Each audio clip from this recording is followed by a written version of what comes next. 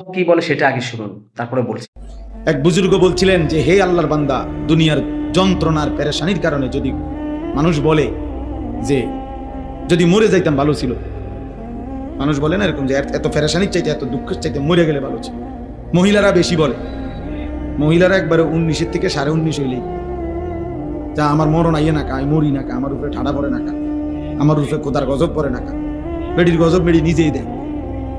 মহিলাদের এই বদভ্যাস বেশি। হ্যাঁ, মানে মৃত্যু কামনা করে বেশি, বুঝেন নাই, মরণ কামনা করে বেশি। তাহলে ওই আল্লাহর ওলি বলছেন যে হে আল্লাহর বান্দা, দুনিয়ার পেরেশানি থেকে তো তুমি মনে মনে কামনা করিলা যে যদি মরে যাইতাম পেরেশানি মুক্ত হইতাম। তিনি বলছেন হে আল্লাহর বান্দা, যদি কবরে গিয়ে কবরের আযাব শুরু হয় তখন তুমি ওই আযাব থেকে বাঁচবার জন্য এবার কি চাইবে? বুঝেন নাই?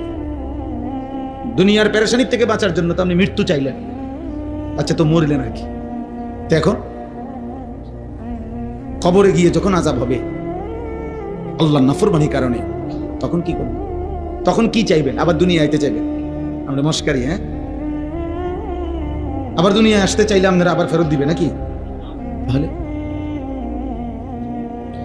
এজন্য আমি কথাটা প্রসঙ্গে বললাম আর কি। কোনো স্বামী, কোনো বাবা, কোনো মা, আপনারা এটা মনে রাখবেন, কোনোভাবেই স্ত্রী সন্তানের পরিবারের কমপক্ষে হালাল হারাম পাক নাফাক, নামাজ রোজা বন্দিগি ইবাদত আমল আখেরাত, এই চেষ্টা বন্ধ রাখার অনুমতি হবে সেদিন আল্লাহ নিষেধ করবে। যে নূহ আলাইহিস সালামকে সরাসরি আল্লাহ নিষেধ করছে। কেনান ওনার ছেলে যে কাফের ছিল, নূহ আলাইহিস সালামের এই ছেলে যখন নূহ আলাইহিস সালামের নৌকা উঠে গেছে, তিনি পানি ওয়াফারাত তান্নুর, কোরআন শরীফে আছে যে চুলার থেকে পানি বের হয়ে গেছে। নূহ আলাইহিস সালাম বুঝছে যে কিছুক্ষণের মধ্যেই পানি তুফানে পূর্ণ হয়ে যাবে। তো তখনও নূহ আলাইহিস সালাম ছেলেটাকে বলছে, বাবা কালেমা পড়ে ইয়া বুনাইয়া রাকাব মা'ানা, আমার সাথে নৌকাতে উঠে আসো বাপ, ঈমান আনো।